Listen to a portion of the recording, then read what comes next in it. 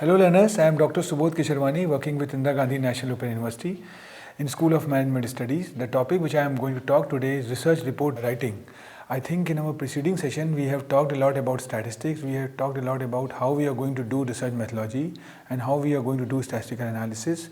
This particular, the block, or rather we can say this particular unit is going to focus more on the report writing. I think the report writing is something which is very important because it purely talks about the presentation. You have done a lot of homework, you have done a lot of research, and devoted somewhere around years in accomplishing a task. Now the time had come where you are going to finalize everything in the form of text, in the form of write-up. So this report writing is nothing but a write-up, how you are going to present yourself so that the future researchers can go through your manuscript, can go through your articles or the thesis or the dissertation and come to the conclusion what exactly you have done in your research from underneath to pinnacle. So this research report writing is an art, and how you're going to present yourself, how you're going to apply, how you're going to recapitulate everything what you have done, what you have the effort which you have taken. So this basically talks about again how you're going to do that problem, plan, data analysis and conclusion. In our preceding sessions we have talked a lot about statistical interpretations, and which was also a part of this particular block, and now we are finalizing it. So we are going to sum up all those things and how we are going to do that. So if you see this particular journey, I think after the collected data has been analyzed and interpreted, generalization have been drawn, the report has to be prepared. And the task of the research is incomplete till the report is presented, because the report is going to talk more about the chapterization, how you're going to make the prefix pages, or it could be the preface or the bibliography what you have used in, and other things which is very important. So the writing of a report is the last step in a research study and requires a set of skills somewhat different from those called for in respect of the earliest stage of research, and the task should be accomplished by the researcher with utmost care. So what you have observed that if you again we can recapitulate prior to going into the depth of this particular theme called research report writing. We have seen that we start with the first block, which was more focusing on research and data collection, talking more about the business research plan, collection of data, measurement and screening techniques, and then processing of data. And the second block is more focusing on preservation of data, I think with the help of diagrammatical presentation, graphical presentation, and now the trend is more talking about the video presentation. So we have talked about the statistical derivatives, measure of standard tendency or the measure of variance was taken care in this particular block, and then this third block was more talking about the relational and trend analysis with the help of correlation, regression, time series and index number. And then the fourth block was more talking about the probability or the assumptions or the testing of hypothesis. So it could be by various ways. We have already have a session on that, and one can go through or just browse the videos or the basket of videos what we have done for the learners, and they can find out. And then interpretation and reporting is there, and then we have seen that how much important the statistical interpretation is, and then research report writing is there, because research report writing is an art we have already talked about.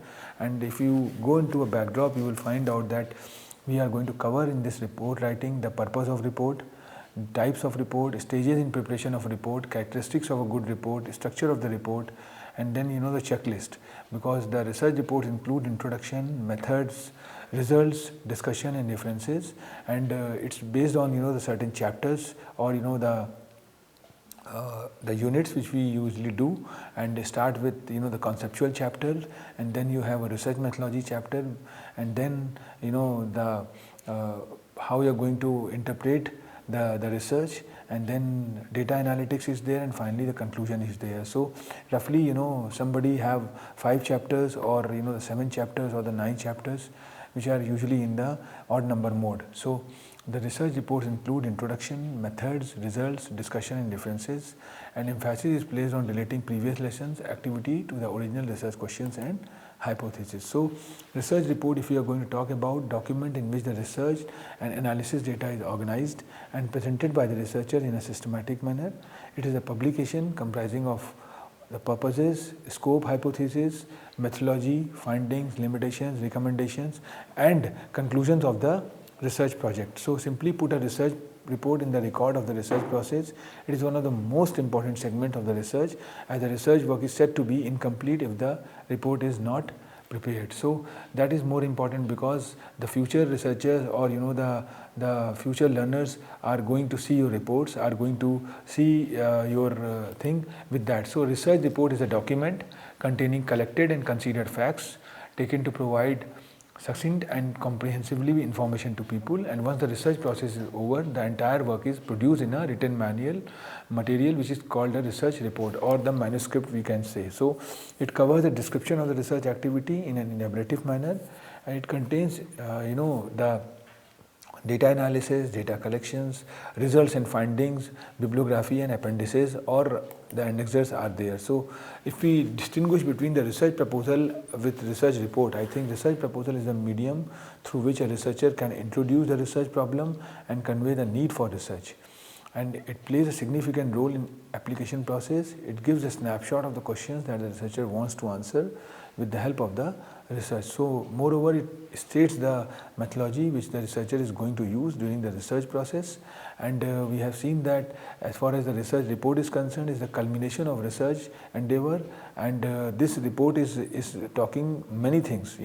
It talks about what pedagogy we have taken, how the literature is going to be reviewed, and what were the factors which had been taken, and what are the tests which is going to apply. So, the research report is going to give learners, the future learners or the future researchers, a roof to do the literature review and try to find out, because somebody have done the research. When somebody had done the research and they left some gaps, they left some future findings, and these future findings are quite useful for the future researchers, because these future findings can provide us researchers to start a journey. So, that I have already mentioned in our preceding session that when we talk about the statistical data, I think statistical data varies with the change of time. For certain circumstances, for certain scenario, it is raw, it is in raw format, and for others it could be a finish. So, the data nomenclature, the data characteristics is changing with the change of time,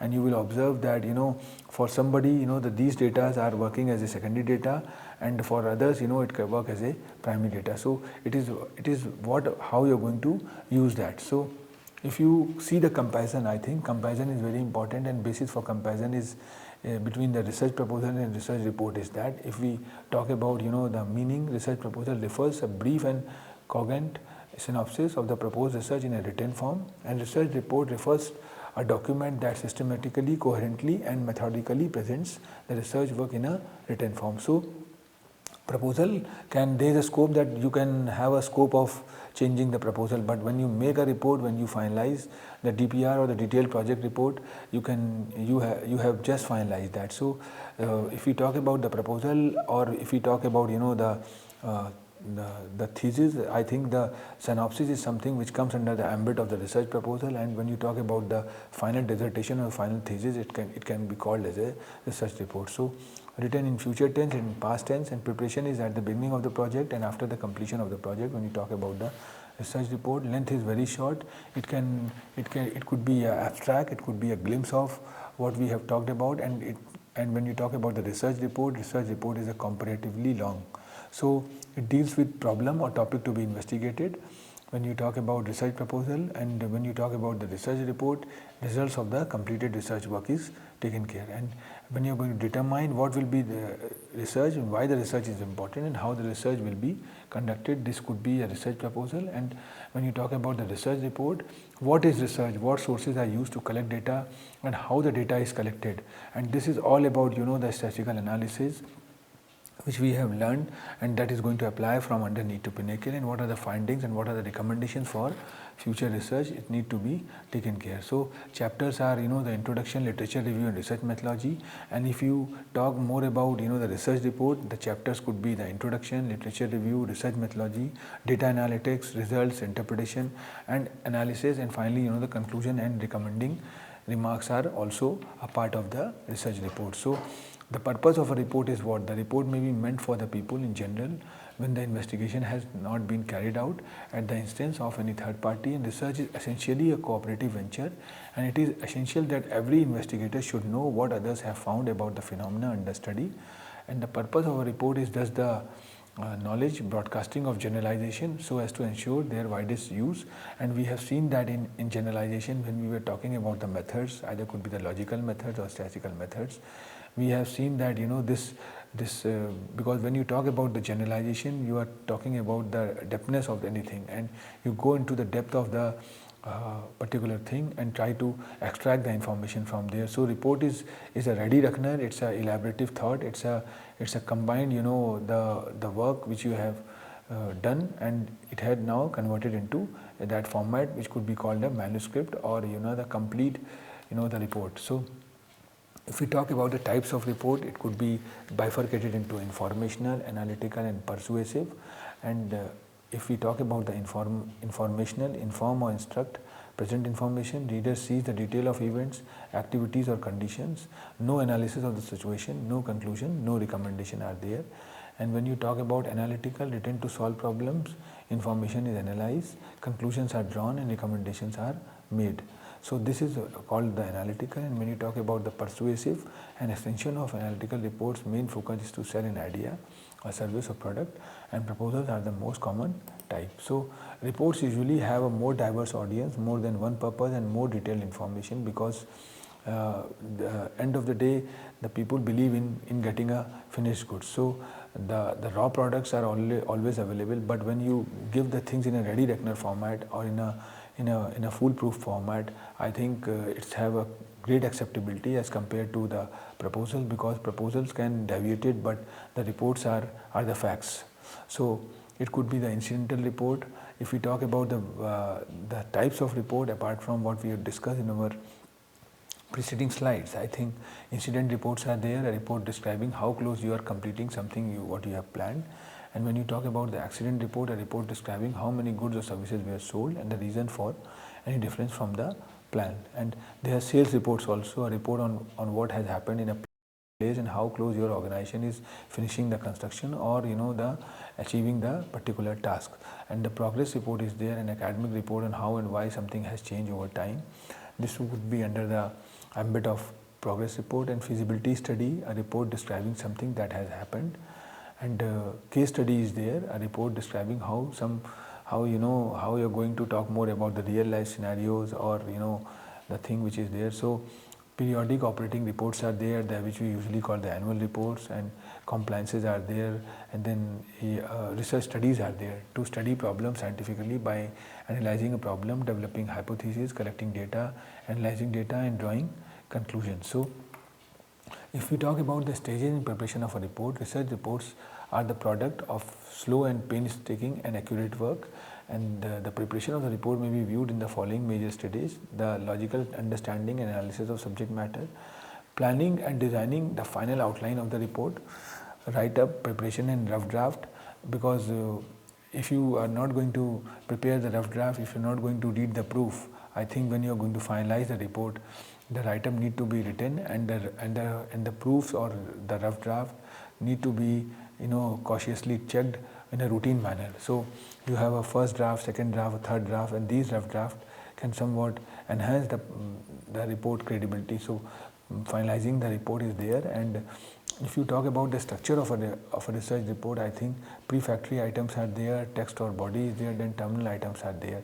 So if you talk about the prefatory items, I think the blank sheet, the title page, approval sheet, research declaration, dedication, preface, TOC, which we usually call the table of content, list of tables, list of graphs, charts, figures, list of cases, and abstract need to be highlighted. And text or body is going to be bifurcated in certain chapters, and Chapter 1 talks about the introduction, Chapter 2 talks about the description of evidence, Chapter 3 talks about research methodology, Chapter 4 talks about the data which we have used in, or data analytics are there, and finally the summary, conclusion and recommendations are there, because these are considered. So there are certain chapters which are part of the which are known as the body part, and there are certain chapters which work as a prefix or suffix. So when we start a chapter, we start with the preface, or the and at the end, as far as the suffix is concerned, it could be the appendix, glossary, bibliography, index, or blank sheet. So this whole the research report is bifurcated into first part, predictory items, and then text or body, and then terminal items are there. If we talk about the prefatory items, I think the title pages are there, approval sheets are there, researcher declarations are there, dedication, preface or acknowledgement are there, and table of content, list of tables are need to be done, because and proper numbering also should be done, so that so the viewers can very easily visualize the thing that this particular table is related with this. So there must be a pedagogy where you can depict the tables or the graphs with the help of numbers or the case or exhibit which you have taken. So abstract is also there, and abstract work as a synopsis, which we have already talked about. And what we have seen that the signification and justification of the topic is very important, because when you're going to talk about the theoretical background of the problem and methodology adopted for by which you can narrow down the problem, I think there are certain aspects which need to be taken care, like significance and justification of the topic, theoretical background, statement of the problem, literature review, objectives of the study, hypothesis to be tested. We have very elaborately talked about the how we are going to check the hypothesis, how we are going to test the hypothesis, because testing the hypothesis can give you a roof that whether you're going to accept the null hypothesis or reject the null hypothesis. And when you're going to talk about the objectives of the study, I think how this objective is going to come. If we go into a backdrop and find out, we start diagnosing a problem or find out the certain theme where we can start excelling our research. So then the literature of review comes, where literature review is going to be taken care, and when you review the literature, massive review, or when you do a lot of reviews, then you come to a conclusion that these are the certain gaps which need to be explored. So what exactly you do, you narrow down those gaps and convert it into objectives, and these objectives are converted into hypotheses, and then from this hypothesis you make certain questions, and which can be part of the questionnaires. Either it could be the open-ended questions or closed-ended questions, and then you float these questionnaires to the respondents, and when respondents reciprocate, you start accumulating all those data, which usually called the first-hand data, and these first-hand data can keep somewhere and tabulated or collected, and then it could be done in a pictorial manner. It either could be done in a bar chart, or in a pie chart, or the various ways of knowing the trend, which can be either done with the help of regression analysis or correlation analysis. So by that, scope of the study is also need to be done, and period of study, like reference period, like for what period you are taking, the jurisdiction which you are taking, and what could be your universal, what could be your population, what could be your target population, and source of data, what exactly you are taking. You are going to take a primary data or secondary data or both, and methods of data collection could be like sampling, like the sampling techniques you are going to apply, sampling methods you are going to apply. It could be the non-random sampling or the random sampling, or it could be a small sample or the large sample, because if the sample size is less than 30, you apply the t-test. If sample size is more than 30, you go for the z-test or ANOVA test. So that also need to be taken care, because the moment you analyze or go for the testings, I think somewhere, and there are chances that the manner you are going to get the results, you are not going to, if in the manner you are not going to get the result, what exactly you have thought of, whether you are going to enhance your sample or change your data size, or change your hypothesis, or add some new objectives, because the moment you twist the objective, moment you take some more hypothesis, I think the results is going to vary, and your whole the research plan is going to be affected by that.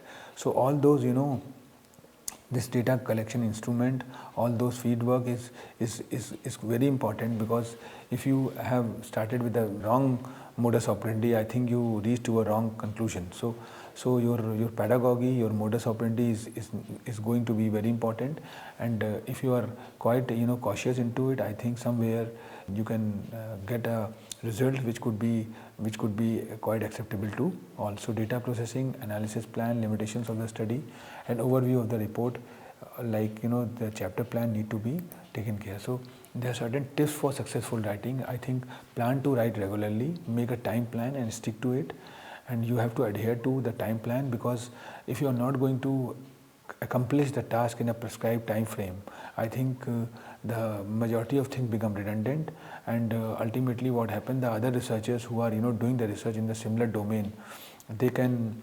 come up with their thought, and your research, your product is going to become obsolete by that time. So you have to adhere to a time plan, and you have to stick to that. And because if you are going to enhance a time plan, I think a lot of changes coming up, because the way, if you talk about the business, if you talk about the commerce, if you talk about the e-commerce, I think that the trend is changing. There was a time when we talked more about shifting from brick and mortar system to the simple the commerce or electronic commerce. Now today we more talk about the app based, and in tomorrow's scenario, if you talk about, we are more talking about use of artificial intelligence in commerce. So this is going to more talking about the usage of robots, or the machine learning phenomena, and this is not apply in business, it's apply in education also, and apply in learning also, where you have seen that how the learning is going to change with the change of time, and the instructor is now no more humans, they are the robots. So this kind of phenomena is coming up, where the more thought-provoking contents are coming up, and these contents are quite agile in nature and quite useful, because it talks more about the real life scenarios or the latest trends or the current the updates. So decide where and when best for you, and don't write when exhausted, and you can take a support. I think the whole successful writing talks more about the teamwork. So you can take the help of your peers, you can take the help of your past researchers, you can talk about your mentors, and how your mentors are going to navigate. That is somewhere things are quite important. What are examiners looking for, and when you're going to talk more about review of literature is there, methodology is there, presentation of results are there, discussion and conclusions are there. So I think I have talked a lot about this particular thing, and this research report writing is a routine matter. It's not like that when you have done everything, then you start writing a report, or it's something which can be start from the inception stage, and the moment you have make your mind that you are going to make a report, you are going to write a paper, you are going to write a research thought or an article, or a thesis or dissertation, there must be a planning which is very important. And if you have planned the thing, I think and when you talk about the dissertations, when you talk about the thesis, no doubt it's a long-term affair, but for this long-term goal, I think you have to have certain short-term goals in your mind. So if you want to achieve a long-term goal, you start with the short-term goal, and then see what exactly the things are going to be done. So if the tenure of the thesis or the doctoral student is 3 years or 5 years, they have to bifurcate those 3 years or 5 years in such a manner that very easily they can accomplish the certain layers. So the first layer is more focusing on this aspect, and second layer is more talking about that aspect. So anyway, I think we have talked a lot about this particular aspect, and we know that this research report writing is very important phenomena, and this research report writing is more talking about how, it's not more talking about that how you are going to write a report, how this report is going to be useful for the future researchers. So for us, maybe it could be just a small product, but for the future researchers, it could be work as a benchmark, it work as a the learning tool. So when you are making a report, when you are making a final draft, I think, and it could be uploaded on the servers or on the search engines, I think it's become a public document. When any document become a public document, I think it need to be quite fruitful. It need to be quite useful for the learners. I think I have talked a lot about this research report writing. This particular course, MCO3, Research Methodology in Statistical Analysis, is a very contemporary course with a very versatile structure. And if you go into a backdrop, you will find out that it's not merely talking about the methodologies and the statistical analysis, but finally, if you talk about, it can talk about how the researcher can imbibe the research thought inside themselves, and then how they are going to be useful for the future research, so the today researchers can become a mentor for the future researchers. So thank you very much. We have some more thought-provoking sessions in a different domain, in a different subject, and I hope that the learners can going to be benefited by that, and for more details they can go through our eGyanKosh portal also, where we have a text of all these materials, and they can find out the text which can defend this particular videos or the presentation what we are delivering today. Thank you very much. Thank you.